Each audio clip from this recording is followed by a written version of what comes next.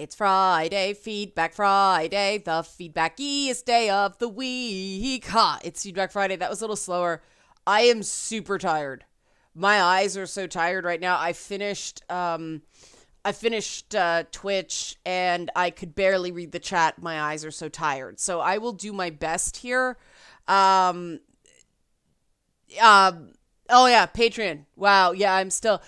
We had no heat for a day. I'll tell the patrons more about that. I have to do a Patreon video still.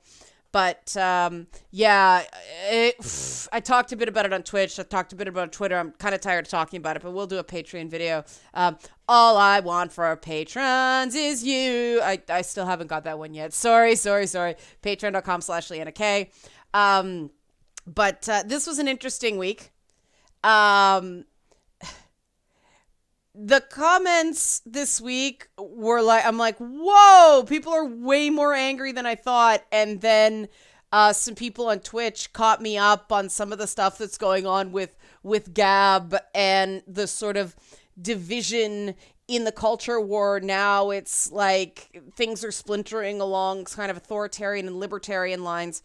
And so that explains why I'm getting called things like a right-wing SJW for my comments on The Witcher and being accused of being part of a feminist conspiracy for not having issues with Supergirl and Batwoman being like well, in Batwoman's case, the Batman. In Supergirl's case, there are Supermen all over the place. Superman and Lois are getting a show on CW. So I didn't understand the freaking out before this. But yeah, being called a right-wing SJW was a new experience. I kind of chuckled at that. Over my shocking lack of knowledge about apparently The Witcher, not just the books, which I fully admit I have only read fan translations. I have not read the originals because I can't read Polish. But of course, the people that say your knowledge is shot a couple points here and there, like, okay, quibbles, whatever. But some of the things, it's just, you don't know anything. This is all in the books. And about the Netflix series. And it's like, I never said this stuff wasn't in the books. I never said they made anything up. Again, what I said for the record was that the games cherry-picked. The show is also cherry-picking. They are playing up certain aspects that are minor things, but they are there. They are there. I did not say the games were canon, and I don't know why people insist I have no knowledge of the games. I spent so many hours on the games, and why do you have to insist that someone has no knowledge to disagree? But this means there are new people discovering the channel. Awesome. That's a good thing. Because I've lost, I guess all told, about over 100 subscribers to that YouTube purge that happened recently. It's weird. It was like kind of a drip, and then it was like all of a sudden just like 58 to 61 subscribers gone. So yeah, I guess that's not too bad in the grand scheme of things, but it's a bit like, So, if you're new to this channel and feel like hitting the subscribe button, I appreciate that. I mostly talk about gaming, but then I talk about other stuff like interesting, like of interest to gamers. And of course, earlier I had this thing. I'm like, I want to talk about this on Feedback Friday instead of Feedback Friday. And then I completely forgot it in the rush of having no heat. The Game Awards were on last night. I'm sure there will be some big post-Game Award scandal, so I will do that on Monday. Because this is Feedback Friday. I think it is important to go through people's comments.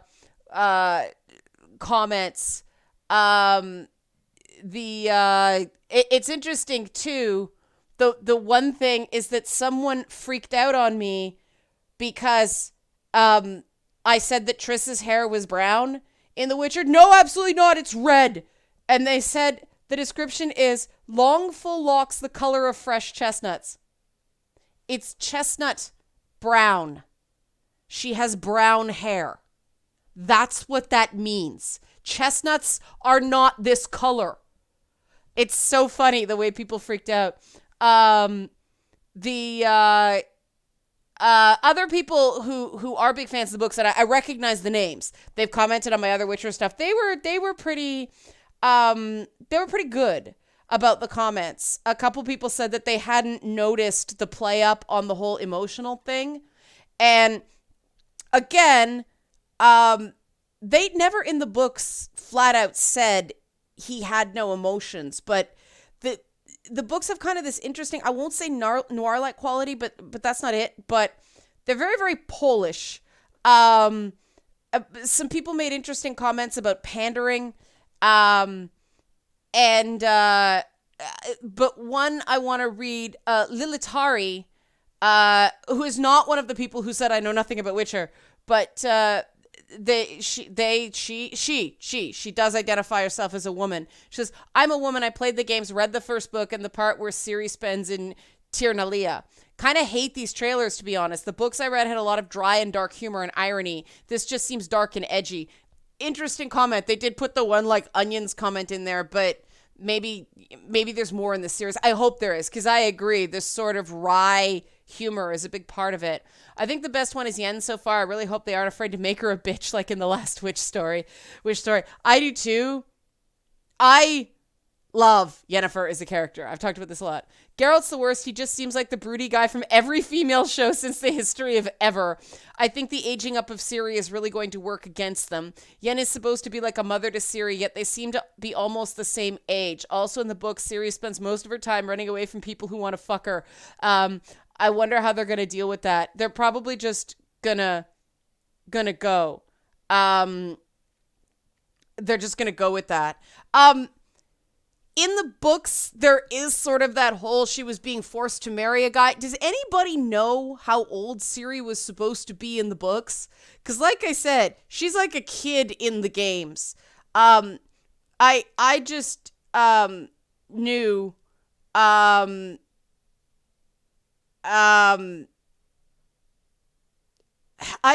just sort of knew she was old enough to sort of be forced into marriage, but this is medievalist, so that could only be like 13. And it is kind of like, I don't know, now I'm all confused. Because it's true. It's weird how elements of a character imprint on you because you have a visual. And so I realized my brain kind of retconned like baby Siri. But it's sort of true that this is going to be a very different Siri, I think, at least at the start. One person said, what's wrong with fart jokes? Absolutely nothing is wrong with fart jokes, John. Nothing. Just some people find it, my stepdad, rest his soul, used to call it Gaelic humor, because my mother and my sister and I found farts very, very funny, and he pretended to not find them as funny. But it's it appears that I'm scrolling through the comments, and people who are apparently fans of the books and not fans of the games are very, very angry. I don't know, at me or just I don't know. Like, maybe it seems like there's almost this like rabid Netflix Witcher fan. I don't know. Maybe it's sort of the political thing, but I don't know, again, what part of the game's cherry picked people didn't understand. And you know what? That's okay. These are adaptations. I think one commenter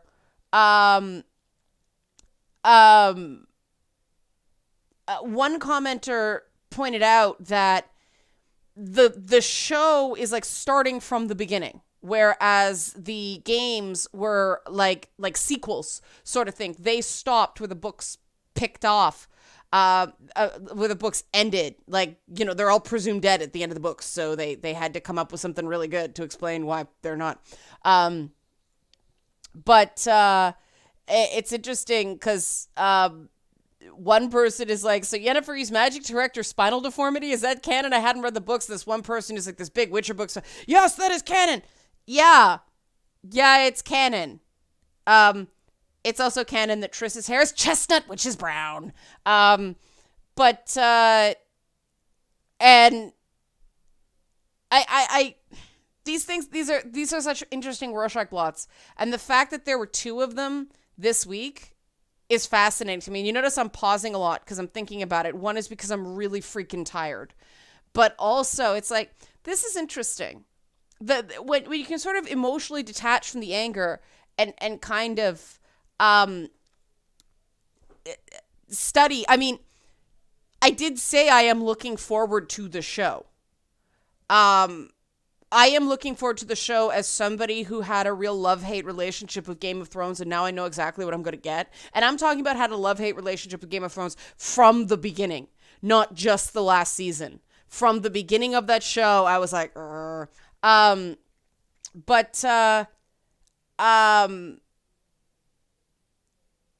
like, I don't know why people thought I personally had a problem with the direction of the Netflix series. Saying something is not for me because I am gender nonconforming in terms of my tastes is not saying something is bad. It's just saying I'm going in now, and I think these trailers did a good job in this way. I'm going in with a very firm set of expectations. And so I know what I'm going to get from the beginning. And that's good. I am interested to see how they do certain things differently. I still do, based on what I see. And okay, we haven't seen very many of the characters.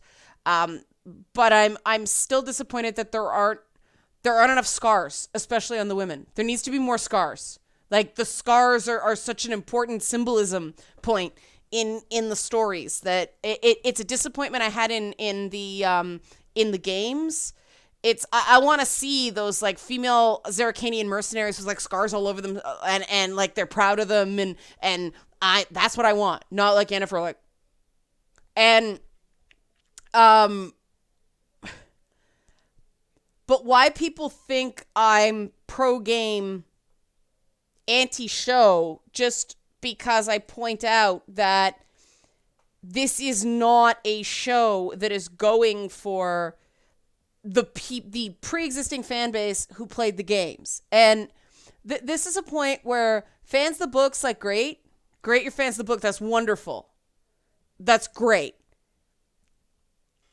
The number of people who played the games really dwarfs the people who read the books.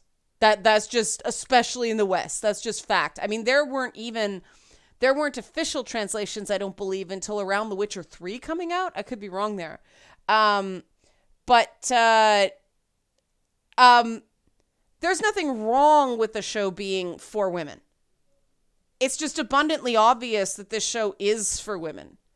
And I want to point this stuff out because I'm getting kind of annoyed at the treatment of the CW shows right now because people are claiming ownership's the wrong word, but people are starting to really get frustrated that these shows with DC superheroes aren't for them. And this idea that, you know, Supergirl and Batwoman are replacing Batman and Superman. First of all, there's no Trinity in the CW universe. It's interesting because one of the showrunners actually said that what the Supergirl Batwoman relationship is designed to, and I hate that they use the term replace, but he did, the Oliver Queen Barry Allen friendship. And knowing what I do of the characters, the thing that was great about Barry Allen is he could take the piss out of Ollie's brooding. And it made Oliver more likable. Stephen Amell just seemed to have so much fun every time he got to do something with Grant Gustin. Kara and Kay do not have that dynamic. Kara is not a snarky digster, you know? And I personally, there are sort of relationships that are going to come to an end that I am much more sad about. Mick Rory and Ray Palmer is one of them, because it's been announced in advance that Brandon Routh is leaving the show, and his very adorable wife. They're leaving the show. So we know that that's coming to an end somehow. And I laugh every time Heatwave calls him Haircut. I'm going to miss that. Cisco and Wells, like, what? Really awesome relationship. The thing that keeps me coming back to these shows, even though the quality of the writing, other than on Legends, seems to drop with every year a show is on the air. Flash is the worst of them right now, and that's interesting because Flash is the one that's been on the longest. But Supergirl hasn't been great this year.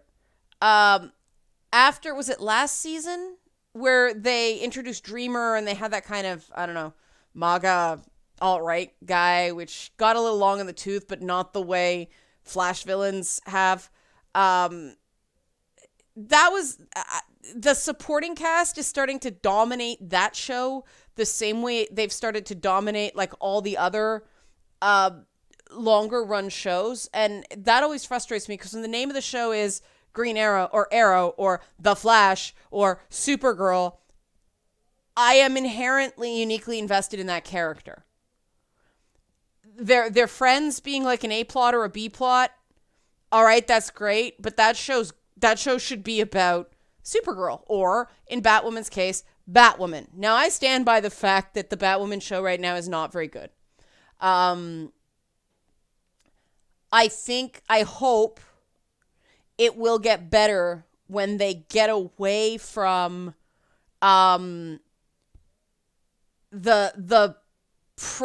first arc of the comic. And I admit I'm not sure what people are claiming about ripping off Batman Beyond, because other than the rough around the edges person who finds the Batcave, which isn't exclusive to Terry McGinnis, Tim Drake did that too. But did Jason Todd do it? Oh, God. I try to block everything involving Jason Todd out of my mind. But that series, that arc, is the first arc of the comic books with some characters added. So, like, if it's very similar to Batman Beyond, that may be because Batman's stories very much have beats. Not fist punchy beats, but they have those too. But yeah, Batwoman really has to find its own voice, or they have to do what I think, which is put her in Legends. But then they can have that relationship with Supergirl. I think they're gonna push it. They're gonna push it at least another season. But yeah, and it's weird because I mean I loved the comic, but some stories just don't translate.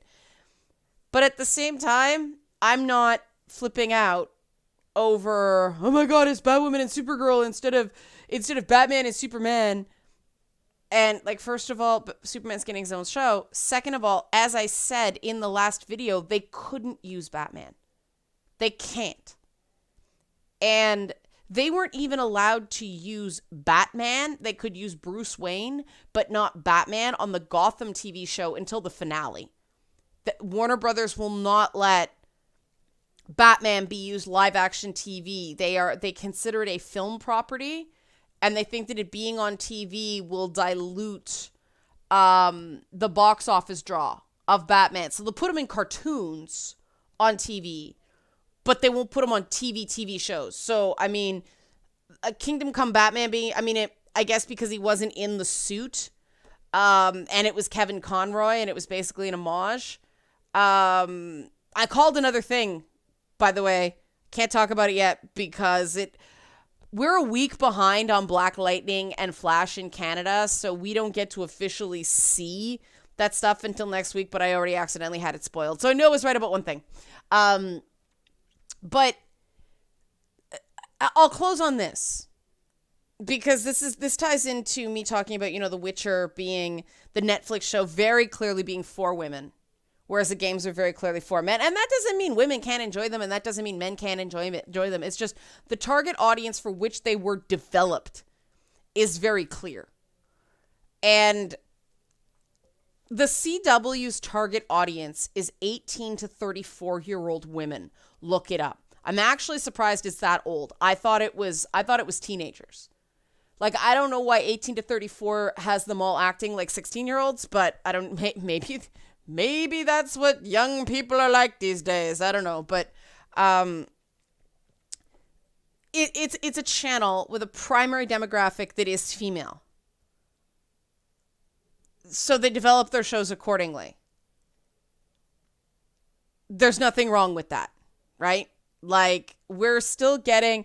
I think people would be less upset if the Batman, Superman, and Justice League movies weren't crap. I don't think anybody's complaining about a lack of Wonder Woman, even though Wonder Girl Titans, oh my God, what was that? But we have the Wonder Woman movies, and so that is in development. But the fact that there isn't sort of a viable Batman on screen right now, I think that may change when who's directing the upcoming one, Matt Reeves. Everything I've heard about it as sort of a year one type thing, it sounds really good. So maybe we'll get a decent Batman movie, and then people will be less like freaked out about it. 'Cause yeah, I didn't think Ben Affleck was terrible in Batman vs. Superman. I just didn't like the whole movie. And that was so unpopular to say at the time. I'm going to be interested to see how Henry Cavill works as Geralt, because I thought he was actually a pretty good Superman in not good movies, if that makes any sense. He never really got the chance to show what he could do, which is the thing about Superman. I mean, maybe like 10 years from now, he'll be like Brandon Routh, and like he'll be playing his Superman on TV and be like all happy about it. And I'm just like, oh my God, redeemed. I don't think so. He's very much a serious actor. But I'm interested because those are two very different characters, right? Like normally you don't get cast for both.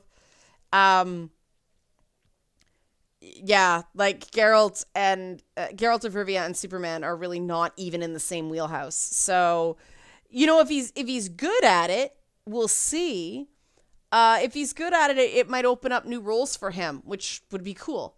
But again, just saying something is for men and saying something is for women and saying something is not to my taste is not me saying it's bad. I'll say something's bad. Like I said, the writing on The Flash is terrible. But if I don't say something's bad, I'm not saying it's bad. So welcome, new viewers. I'm not sure if you'll stick around with my content or not, but if you do, welcome. Hit that subscribe button. But otherwise, have a good weekend. I have heat. Yay. And if you want to hear more about that story, again, help support this channel. Become a monthly patron. Patreon.com/LeannaK. Thanks for watching.